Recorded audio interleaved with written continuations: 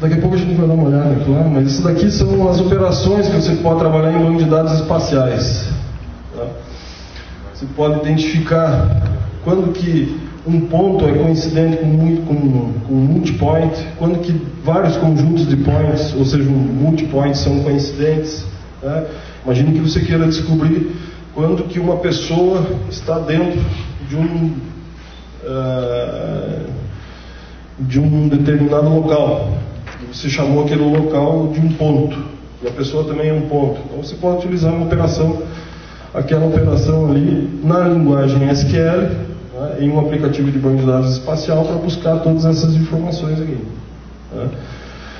Olha que interessante isso daqui. Você quer saber quando que uma rua, por exemplo, cruza uma outra rua, ou quando que uma rua está entrando em um determinado bairro, né, ou se tem uma área de inundação, alguma catástrofe, né? Você pode começar a trabalhar com a probabilidade da movimentação de algum usuário cair dentro daquela área, né? Então, são operações tipo cross, quando que um objeto cruza o outro.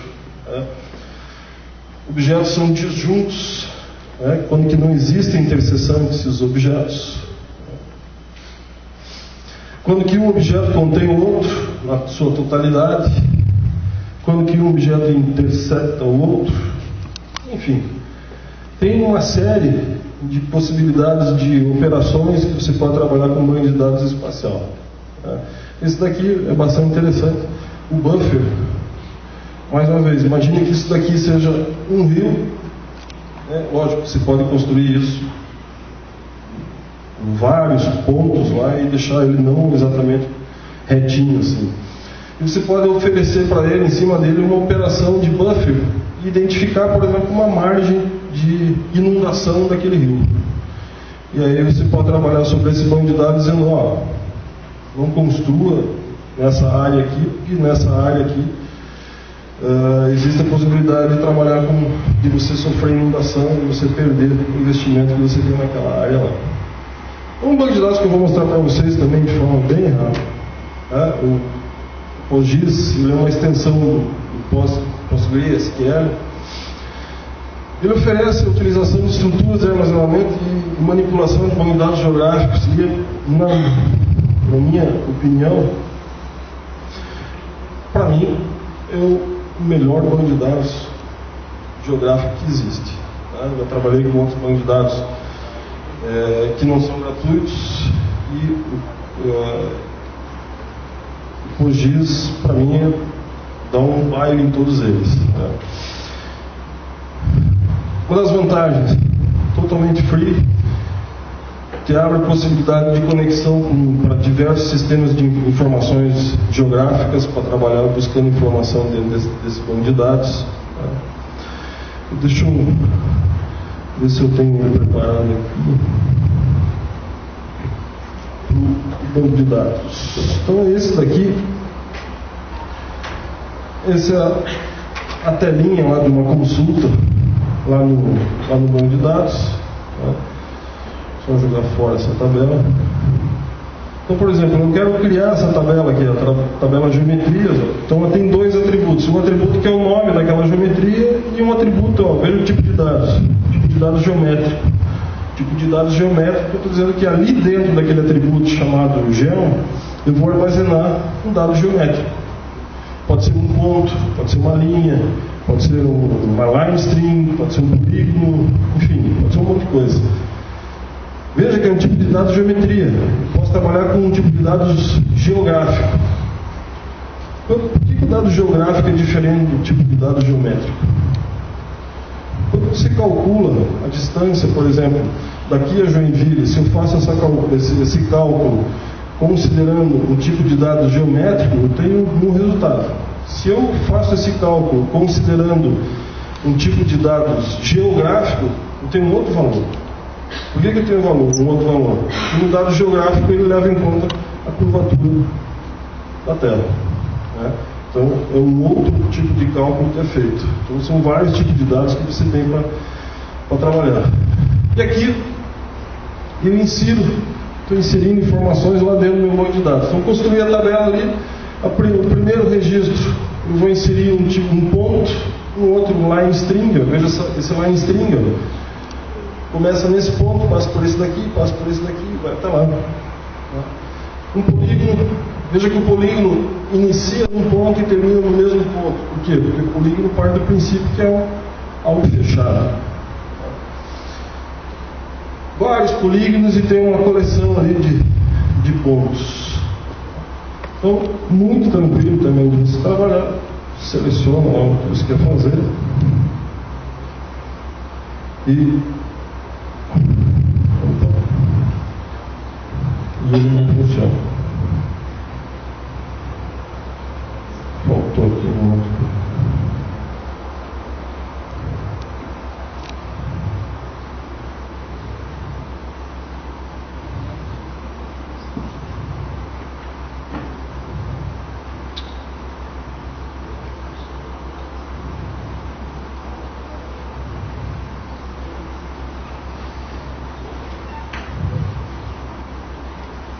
Ah, tá, eu não queria também.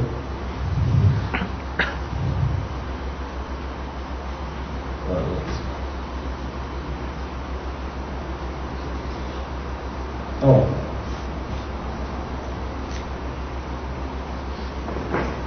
Eu acabei de criar a tabela. E os dados estão armazenados dentro da tabela. Os tipos de dados que existem lá dentro. E aqui eu tenho algumas possibilidades. Eu peguei aquela base de dados lá da cidade de Nova York. Eu estou, por exemplo, calculando a área de um determinado bairro. Então se usa uma função para isso. Tem uma função prontinha. Por que ele consegue calcular essa área? Porque o que está armazenado dentro desse atributo aqui é um polígono. Então se consegue calcular a área. Consigo descobrir, por exemplo, o comprimento das ruas de Nova York, de acordo com o tipo de rua, né? Aqui, onde é que está? Aqui, ó, descubra a interseção entre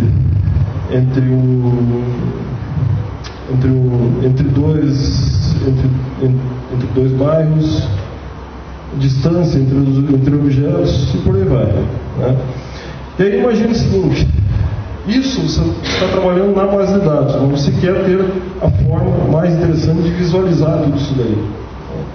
Se você quiser visualizar tudo isso daí, você pode trabalhar com esse aplicativo aqui, ó, que também totalmente free, né? E faz uma conexão, por exemplo, direto com o banco de dados lá. Eu vou pegar aquele banco de dados, por exemplo, aqui, deixa eu ver aqui. Vou pegar essa tabela aqui, vou adicionar.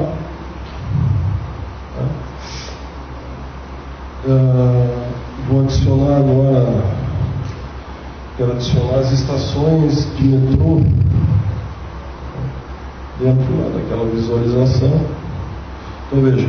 Então você pode, ele trabalha com o conceito de camadas. Então você vai colocando camadas nesse aplicativo. Então o primeiro que a gente colocou eram, se não me engano, os bairros, né? Depois lá, a outra camada, essa laranja aqui, são as estações do metrô que eu tenho pela cidade, né? O que ele está fazendo? Na realidade ele está acessando um banco de dados, está acessando aquelas tabelas e buscando aqueles tipos de dados e apresentando aqui para você. E agora você pode começar a fazer consultas aqui dentro. Posso fazer interseções, eu posso emitir uma consulta lá no banco de dados para buscar uma interseção, por exemplo, entre um bairro, uma rua, entre uma rua e uma determinada estação, identificar a distância de uma estação até a outra, por aí vai. Aqui embaixo, conforme você move o mouse aqui em cima, ele te dá as coordenadas daquele ponto. Latitude e longitude de onde você está. Então ele vai te trazendo todas as informações lá.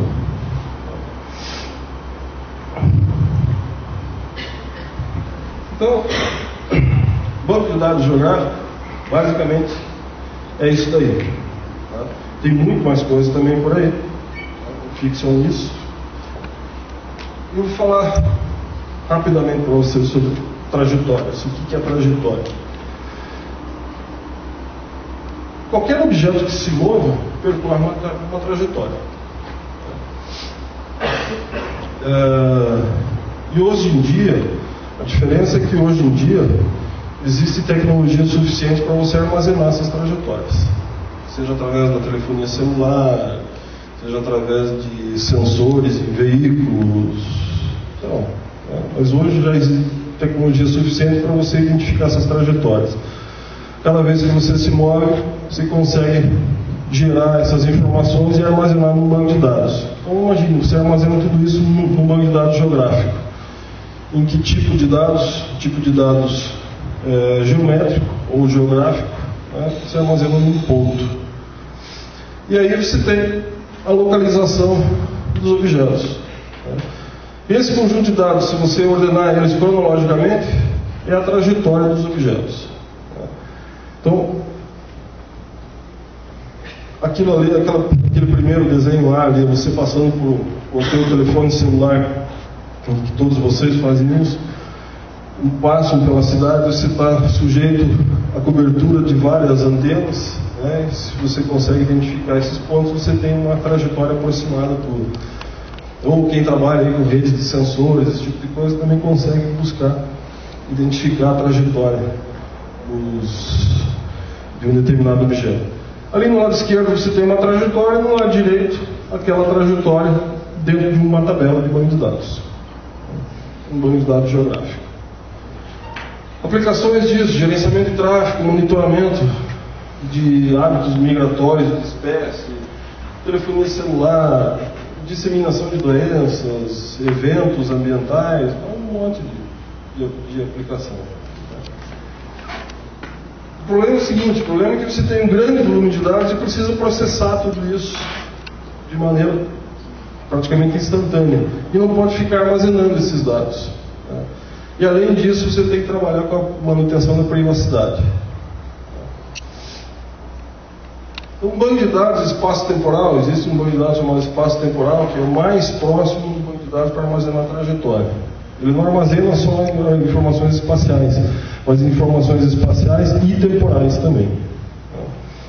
Então você pode trabalhar com consultas do tipo ali, passado, ó, durante o último ano, quantas vezes o ônibus da linha tal passou atrasado na estação. Então ali é uma consulta espaço-temporal. Você está utilizando um espaço e o tempo também. Quantos caminhões da empresa chegarão ao seu destino nos próximos 30 minutos? Onde estão localizados os shopping centers a menos de 1 km de onde eu estou agora? Ou disparo de triggers?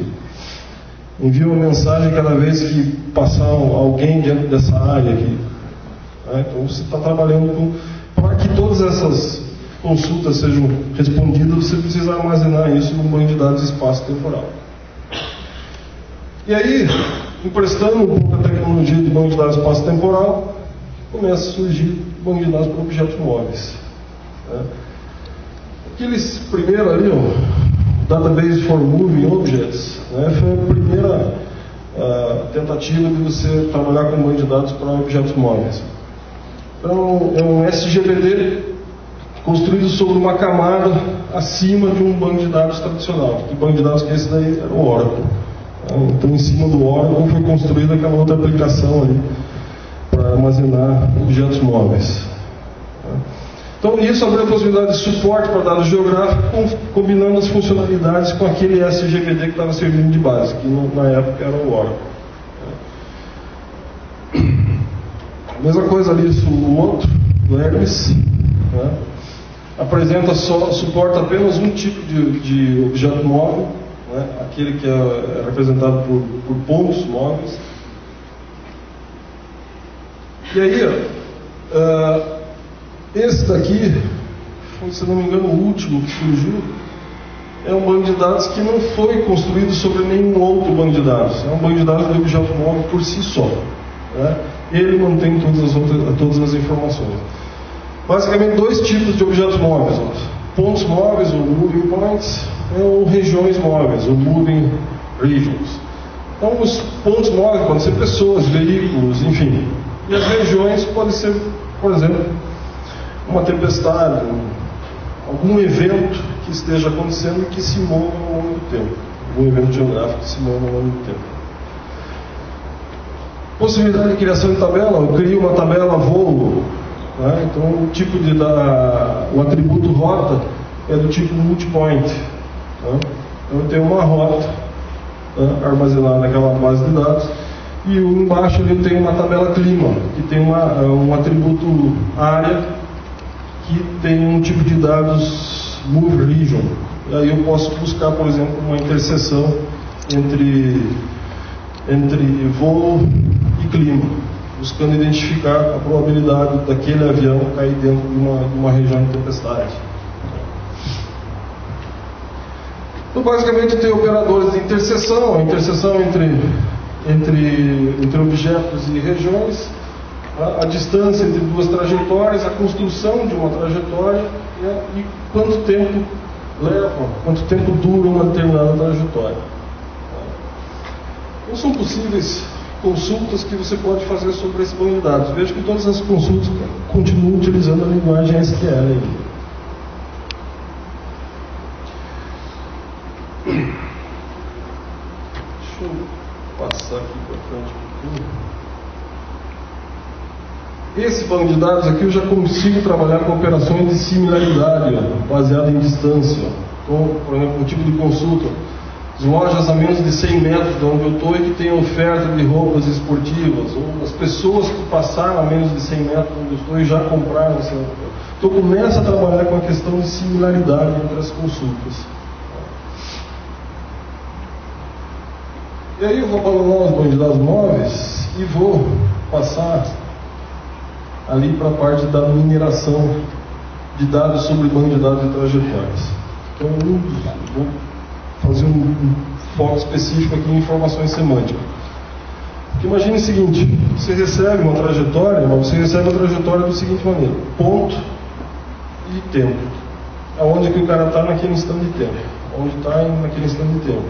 Mas não diz qual é a trajetória e não diz que local é aquele que aquele ponto está inserido. Isso é uma informação semântica. Né? Então a semântica é uma forma de você enriquecer os dados. Né? Então existe um trabalho, a primeira tentativa de você oferecer semântica dentro das trajetórias começa com aqueles stops e moves. Né? Os stops são regiões de parada ou redução da movimentação. Então você tem uma trajetória que de repente ela começa a reduzir a movimentação. Essa região é uma região de stop, e é onde ela tem uma movimentação mais frequente, uma região de move. Com base nisso daí, você começa a identificar trabalhar com os possíveis algoritmos que existem nesses ambientes. Né? Um deles, o método CB-Smooth. O CB-Smooth é você construir clusters identificando regiões de parada de movimento. Imagina que você tem os dados dos veículos que passam nessa rodovia aqui na frente. Você tem isso armazenado numa base de dados. Você pode aplicar um algoritmo desse daqui, por exemplo, para identificar que aqui na frente tem uma região de stop. Quando você identifica isso, você consegue oferecer uma semântica para a trajetória, começar a identificar, ela está começando a reduzir a velocidade ali, mas por quê? Antes isso não acontecia. Então, o porquê que isso está acontecendo, você trabalha com a interseção com outro banco de dados. Então, no primeiro exemplo ali, você identifica as regiões de stop. Né? Ali embaixo, naquela terceira figura, você está fazendo uma interseção entre as regiões de stop e mais algumas áreas que você tinha interesse em conhecer. E na última parte você aplica a semântica. Você sabe que aquelas áreas eram, aqui era um determinado museu, aqui era um hotel, aqui é uma região desconhecida, não conheço isso daqui. Eu posso aplicar agora um outro algoritmo para identificar o que está acontecendo, por que os veículos diminuem a velocidade ali naquele G3 ali. Enfim, são possibilidades, são algoritmos que existem para a mineração de objetos móveis. E a gente trabalha também com Data Warehouse. Data Warehouse nada mais é do que resumo de dados. Banco de dados, você armazena, por exemplo, as informações de todas as vendas que você fez. Eu vendi hoje 5 unidades de Coca-Cola para o cliente tal, 3 unidades não sei do que para o cliente tal. Por aí, você tem transações, é um banco de dados transacional. Data Warehouse, você trabalha com volumes de dados, com resumos de dados. Não interessa para quem você vendeu. Você trabalha com resumo de dados. Então, essa é a ideia do Data Warehouse. Eu trabalho, imagina aquele cubo ali, cada quadradinho daquilo ali representa a quantidade de vendas de um determinado produto que está representado no eixo produto, dentro de uma região, em um determinado instante de tempo. Então aí eu não estou preocupado com quem comprou, estou preocupado com quando compraram, onde compraram e o que compraram. Então isso basicamente é Data Warehouse. Então eu teria uma tabela de fatos lá para armazenar as informações, os resumos de dados e as dimensões por onde eu posso analisar aqueles dados. Com base nisso daí, o que a gente fez? Em 2007 a gente propôs um modelo de Data Warehouse para armazenar as trajetórias. Então o modelo que a gente propôs é basicamente isso daqui. Você está recebendo ali no lado esquerdo um fluxo de dados contínuo e você tem um Data Warehouse que está identificado naquela tabela lá, tem a coluna XID, YID, Tempo ID. É uma célula. A gente dividiu o espaço e o tempo em células, num grid. Então eu consigo saber naquele instante de tempo, naquele intervalo de tempo, naquela célula específica, qual a velocidade média dos objetos, quantos objetos estavam lá dentro, qual a distância que eles percorreram, quanto tempo eles ficaram lá dentro. Então, isso foi o modelo que a gente propôs de trajeto Data Warehouse. Basicamente é isso daqui. Cada quadradinho daquilo ali a gente representa num Data Warehouse como uma célula. E aí a gente consegue armazenar para aquela célula específica, sempre lembrando que tem o tempo junto.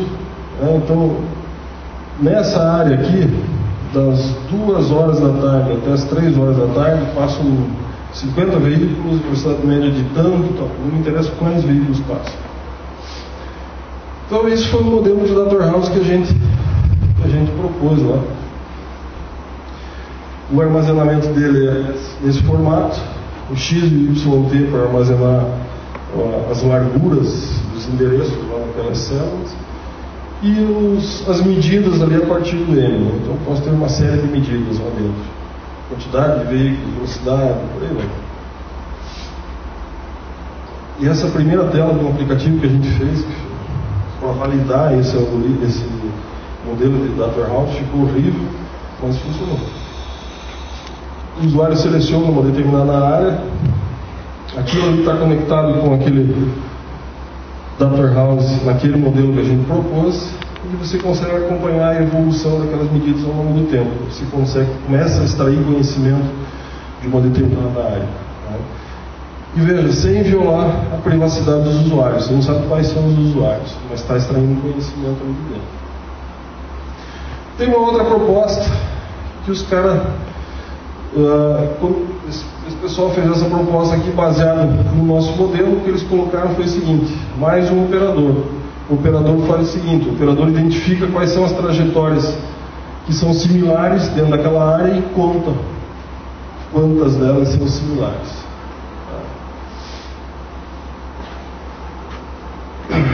A ideia da mineração sobre trajeto Data Warehouse é esse daqui. É você identificar, num algoritmo que a gente construiu também, como é que um evento influencia, a ocorrência de um evento influencia na ocorrência de outro evento. Sempre analisando os Data Warehouses. Eu imagino que você tem ali no Target Time, é um evento que você quer minerar. Ali aconteceu, por exemplo, um congestionamento de dados. Você quer saber como é que isso se... um congestionamento de veículos, ou de objetos, ou de trajetórias. Você sabe que isso aconteceu naquele instante de tempo. Você quer saber como que isso nasce, analisando 5 minutos antes, 10 minutos antes, meia hora antes. Então a gente trabalha com janelas temporais ali, e o algoritmo identifica quais são os padrões que existem ali dentro, basicamente trabalhando com aquele mecanismo de regra de associação que a gente viu lá nos primeiros slides. e começa a identificar esses padrões. Né? Então, esse foi um experimento que a gente fez, um banco de dados sintético. Né? No Time Windows 7, a gente simulou a ocorrência de um congestionamento. Né?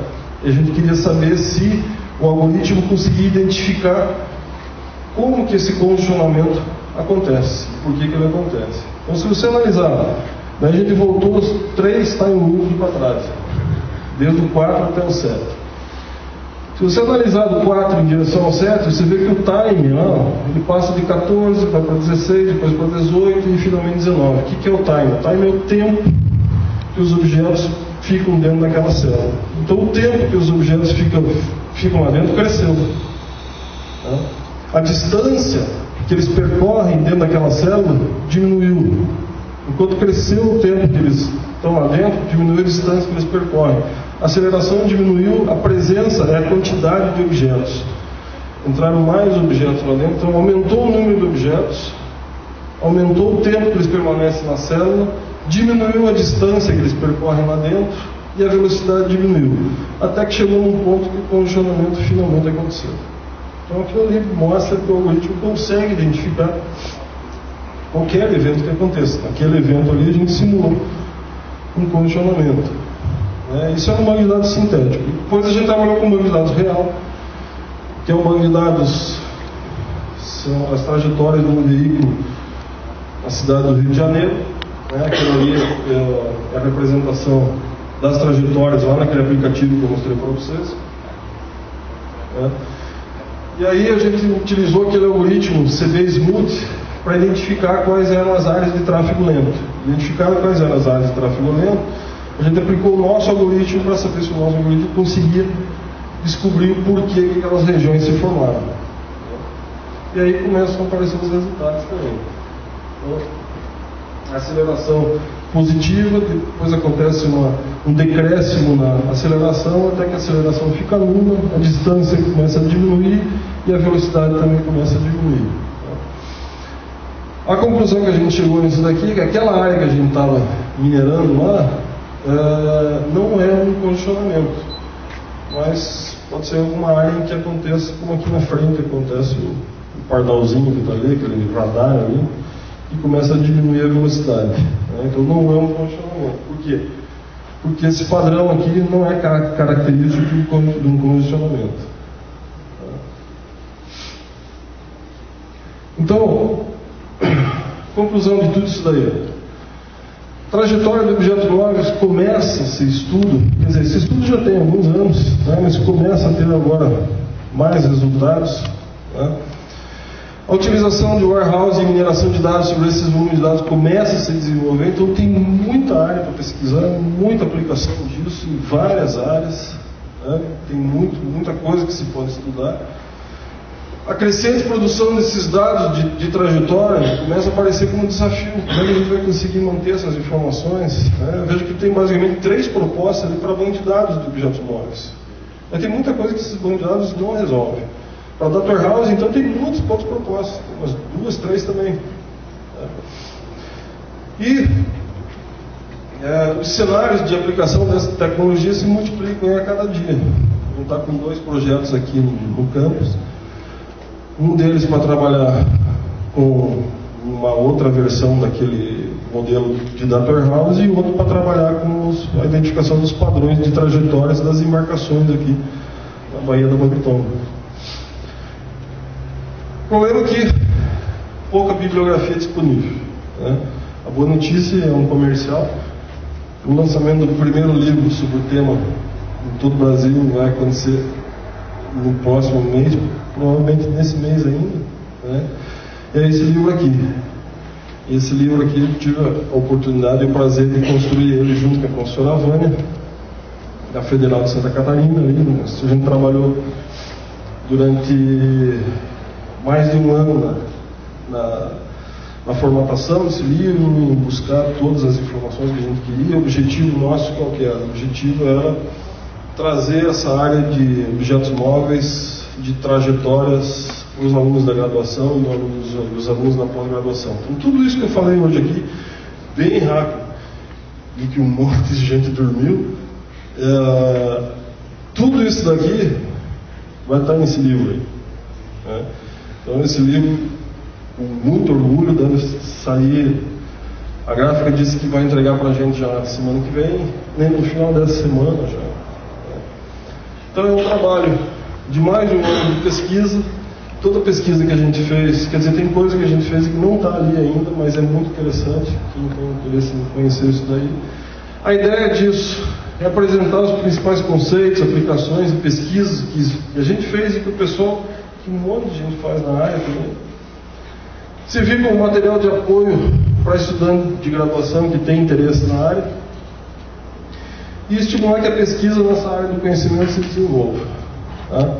Você tendo um livro ali com um resumo de todas essas áreas aí, especificamente para as trajetórias, facilita bastante. Então, pessoal, eu sei que foi maçante, mas é que eu não consigo falar de trajetórias se eu não falar de banco de dados para trajetórias. Para falar de banco de dados de trajetórias, eu preciso falar de banco de dados geométricos, geográficos, e preciso falar de um monte de outros conceitos aí, né? Mas, enfim, quem tiver interesse, compre o livro semana que vem. Mas eu posso falar bastante coisa para vocês aí, sem problema nenhum. Então, eu acho que é isso aí. Perguntas, fico à disposição aí. Se tiver alguma pergunta. Não?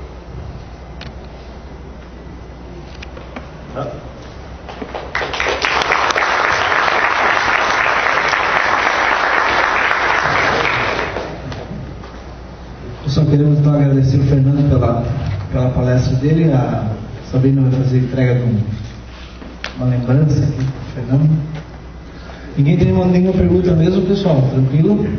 Então tá, se vocês quiserem saber um pouco mais, procure o Fernando depois. Como ele falou, a gente está com 2 projetos de pesquisa iniciando, e a tendência é a gente continuar fazendo pesquisas nessa área, né? Então, se vocês de repente quiserem começar a saber como montar um ambiente como esse que ele montou para começar a pesquisar, trabalhar, ou se quiserem se inteirar do assunto, procurem a gente, para a gente já ir podendo inteirando vocês do assunto, né?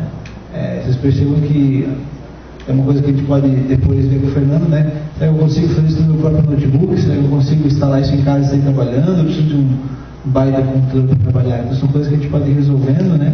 Bibliografia e tudo mais, tá? Mas procurem a gente para vocês poderem se inteirar do assunto. Tranquilo? O Fernando fala do QGIS desenvolvido em Python, e a gente tem alguns livros, alguns materiais também sobre isso já, estão comprando também algumas coisas, e é interessante que está tudo rodando no notebook deles, que a gente acabou de instalar semana passada também. Tá, gente? Valeu? Então tá, a gente vai fazer um intervalo agora de 20 minutos, tá? Não se atrasem, tá? Vocês podem dar uma saída, ficar as canelas aí, e em 20 minutos a gente volta. Agora são 3 horas, 3h20 a gente volta para uma palestra sobre Arduino, ok? Se vocês nunca ouviram falar sobre isso, vocês são obrigados a estar aqui, ok? Valeu!